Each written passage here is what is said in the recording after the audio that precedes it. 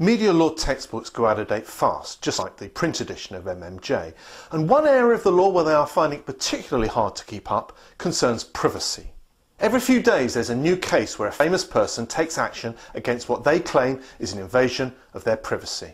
It might be a footballer in his affairs, or a politician's sexual orientation. With each case and the decision of the judge involved, case law is developed and refined.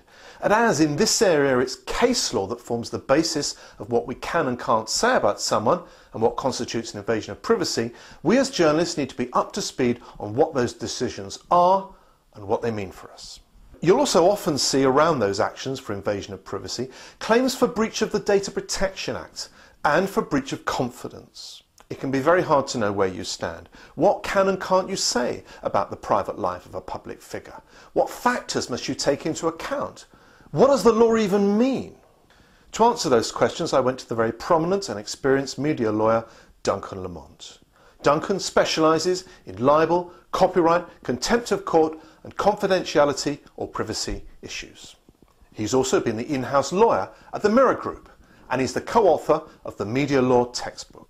So, in the clips and quotes in this masterclass, you'll get from Duncan a clear explanation of where the law is at and what you must do to stay safe in your reporting. I also got Duncan's advice on other developing legal matters, such as whether you need release forms when interviewing both the famous and the non-famous. I also asked him about contempt of court legislation. The rules on what you can and can't say when someone is arrested or a warrant is issued for that arrest are clear. So why are they so often flouted? And we finish off with Duncan's view on the developing defence in a libel action of reportage. That's the fair, unbiased reporting of events.